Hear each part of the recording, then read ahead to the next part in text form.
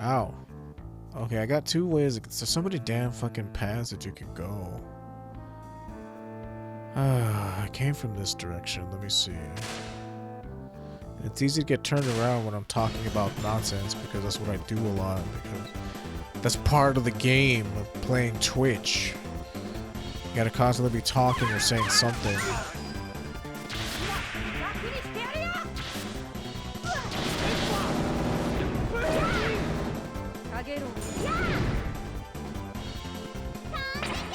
Let's see if she actually casts heal. Sweet.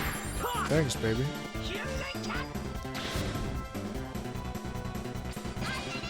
You're a good woman.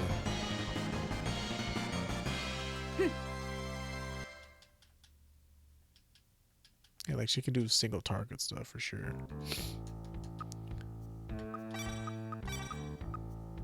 Nice.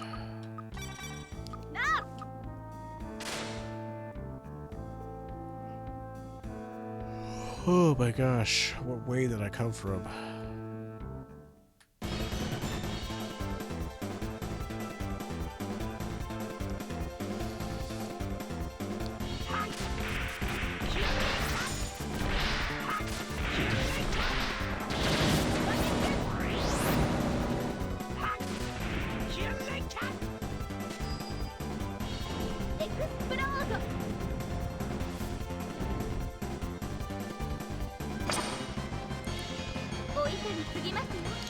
So does channeling actually make me cast faster? I wonder. I'll have to check it out.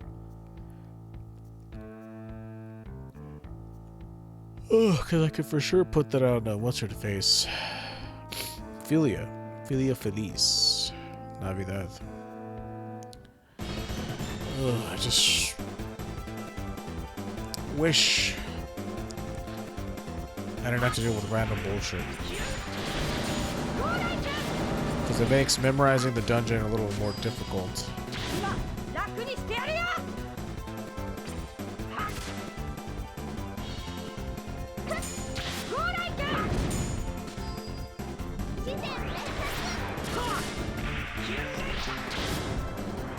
I can't have her attacking those dudes with her demon sword. Level up, nice. Ever closer to learning Phoenix as soon as I get that giant disc, wherever it is. Hopefully I don't have to have it equipped. So yeah, there are two paths you can go by, but in the long run, they both lead to the same place.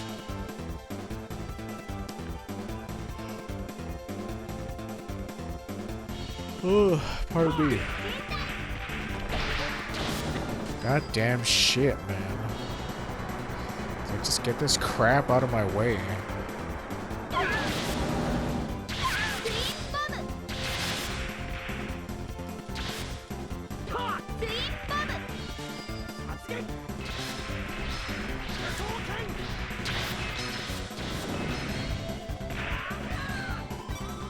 Hey, Philia.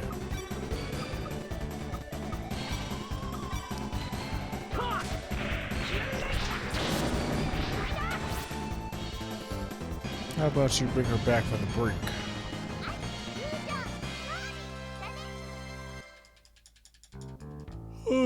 Part of me, I'm telling you about my blood sugar when it's so high it does this. I have too much insulin in my body.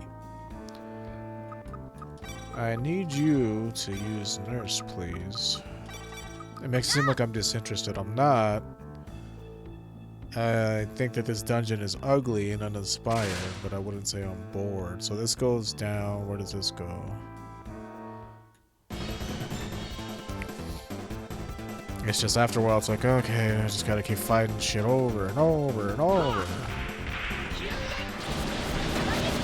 But as long as I kill the white. Bandai Namco had a Tales of Festival and did a popularity poll for cons characters. Dohalim, Mikleo, Alphen, Luke,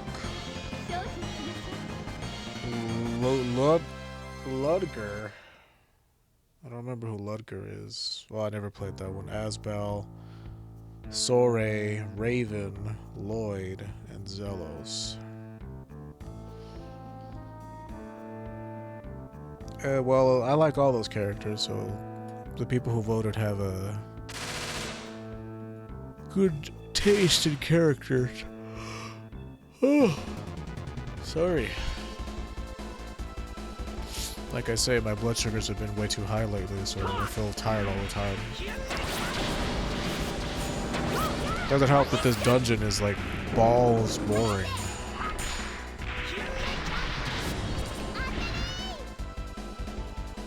I mean, boring is a strong word. Everywhere looks the same in this dungeon. There's stupid, annoying gas that you walk through and it hurts you. Like, this place blows. Okay, there's a path that leads down right there. Ow, ow, ow. There's absolutely nothing up here. Why would you put all this shit here and put nothing there?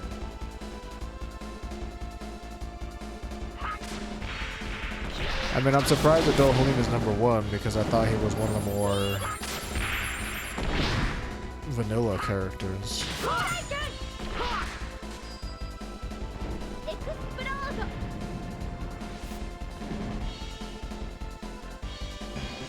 I'm surprised Kratos isn't even out there. Yeah, now that you mentioned it, I'm kind of surprised about that too.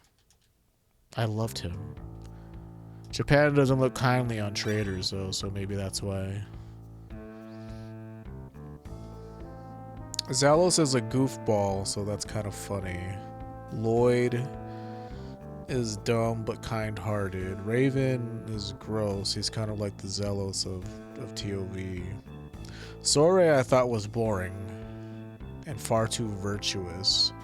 Asbel was alright. I don't remember. I never played TOX2. I own it. It's just my PS3 is kind of on the way out the door. Luke was a complicated character. I didn't like either version of Luke. I didn't like whiny bratty Luke, and I didn't like whiny existential Luke. But I can't say that his character isn't complex because of that. Alfred was whatever, to me at least. Mikleo. I remember Mikleo also being kind of whatever. Maybe they just like his voice actor. Dohalim, I'm kind of surprised he's #1. Maybe it's because he's so different. Can I go through here? No, I'm taking all this damn... Oh, we can actually die to this gas. Okay, that's actually good to know. Normally they would just put you at fucking, you know, low health, but nope, you can die to this shit.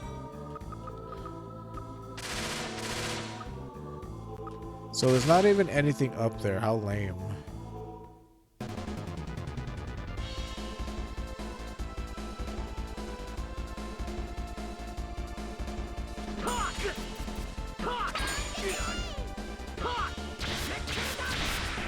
Like, nobody from Tales of Legendia made it on the list. Nobody from this game, nobody from Eternia, nobody from Fantasia. So it really only seems to take into account games from the last 20 years.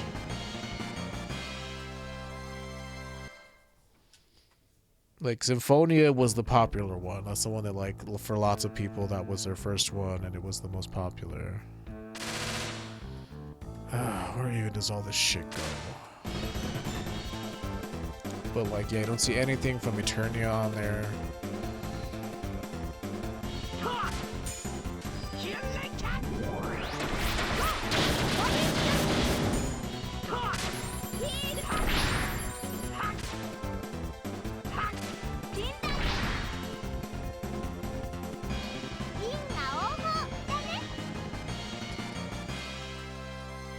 New skill. Is that your Mystic Art that you finally got at level 47? Stasis. Place an enemy in temporary stasis. Oh, so hers is time stop. That's what her sacred skill is.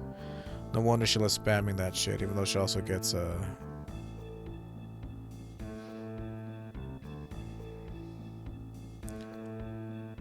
no women. That's how you know it's not Americans.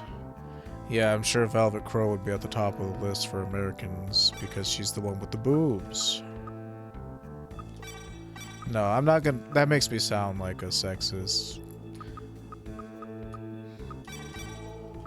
I'm a fan of breasts myself, but at the same time, it's like Velvet's character was very two-dimensional, one-dimensional in a lot of fucking cases. But just because she's an attractive character doesn't mean that she should get a free pass for being boring or uninteresting. Hey, could you stop healing our enemies, please?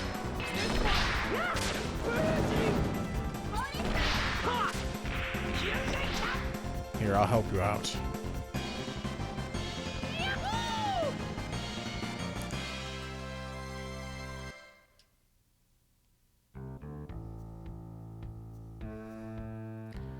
Man, where the fuck do I even go at this point? Hold on. I need to start over and pay attention to where the fuck I'm going. This is why brain fog is such a pain in the ass. Because I can't focus on what I'm supposed to be doing. And this dungeon all looks the same, and every time I get into a fight, I forget where the fuck I'm going.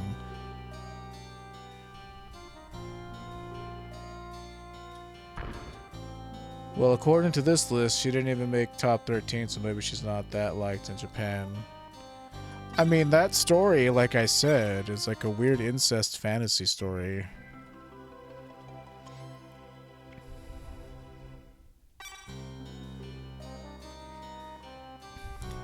Sacrifice my brother for the good of the world, will you? I mean, not from his point of view, it was for the good of the world. I mean, making everybody emotionless is...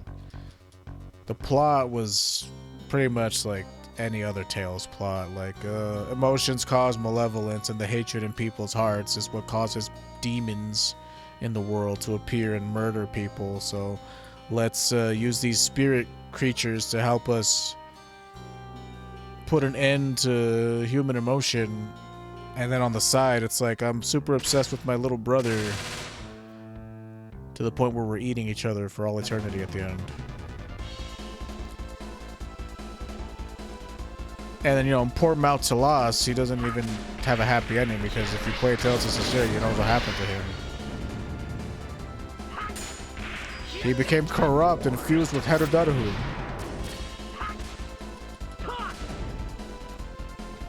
It was a really cool scene, though. Whenever, like, you're fighting Helldolf, it's like he absorbs your grandpa, and it's, like, super sad. And then, like, you kick his ass. What was fun about Zestiria is, like, you had to, like, memorize the fights, and you had to know, like, okay, like, what they were doing. Mascots are today's poll. Hoodle, Rapide, Mew, Lulu, Norman, Quickie, Tipo, Noish, Karia, don't even know, Zapple, Bienfu, or Korean.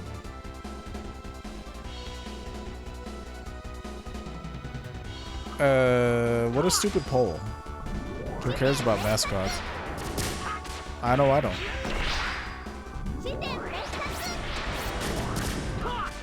How was Noish even a mascot? Like, not even Noish, like Korean. You only ever saw Korean, like, 3 times in the story. And then he dies on the 4th one, or the 3rd one, technically, whatever it is.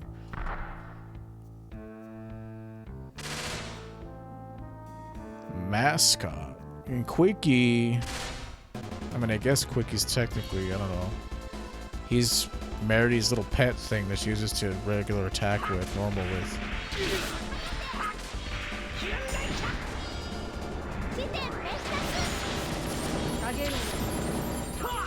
Hey, would you stop attacking him? You're healing him.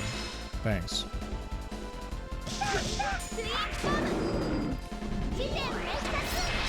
So there are a lot of zombie enemies in here. I think I'm gonna have to switch her out and bring in somebody else.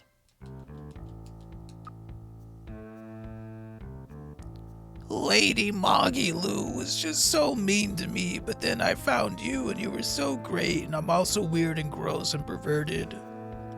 Just like all the other mascots. How about this?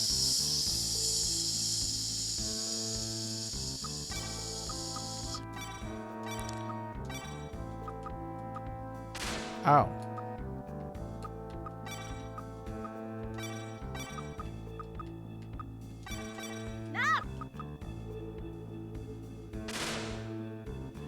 Arise, you needed to know the bosses too if you don't want to jump, if you didn't want to keep dying. Well, yeah. But Zestiria was more of that classic, like, Tales. It was closer to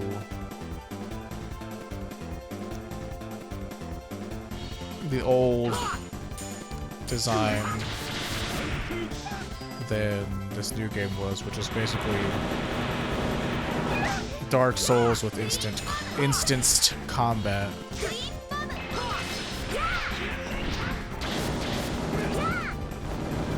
Like, it was more fun doing, because there was limitations that you had to get past in Zestiria and Berseria. Like, rerun costed you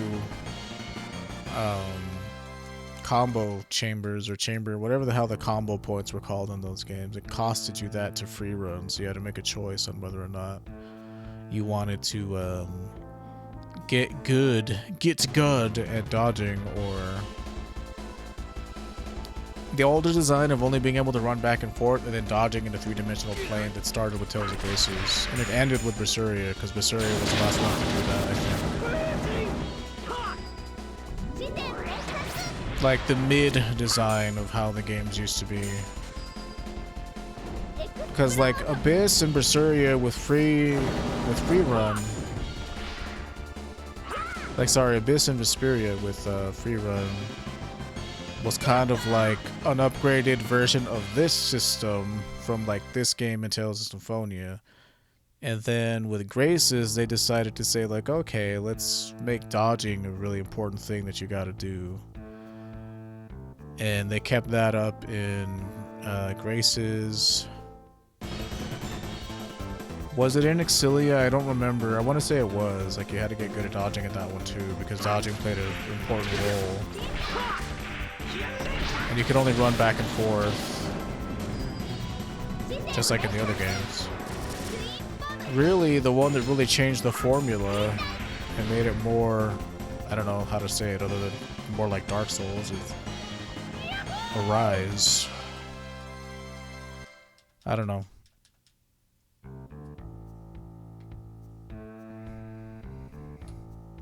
Which way did I come from? I keep forgetting, man. I keep getting distracted.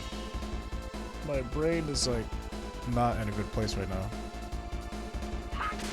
It's all this damn brain fog.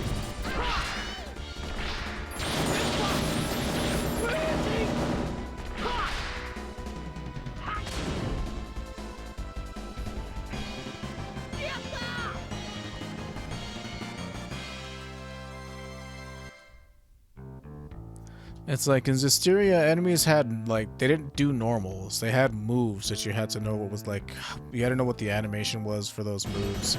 And you had to, like, know how to dodge them in a way that was, like, good.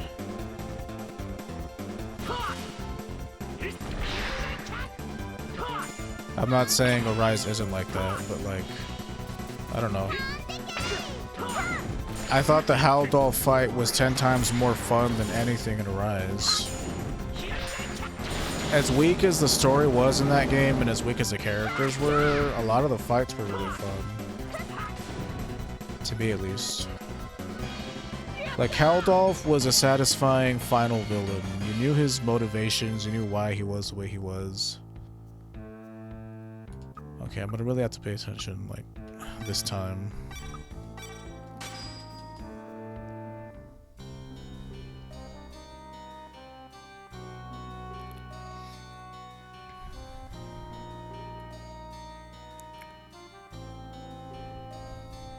Like, for all the things I disliked about Zestiria, the poor character development,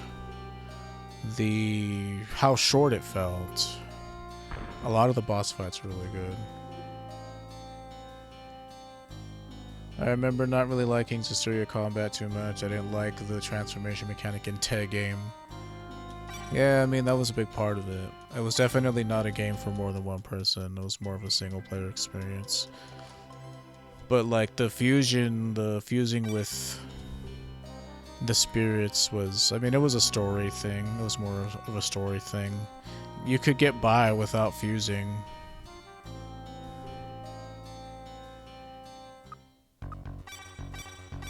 It was really only like for story purposes that you ever really had to fuse.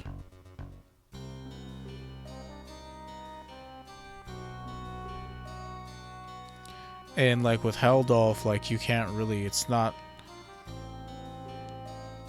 like you can fuse with Heldolf, but like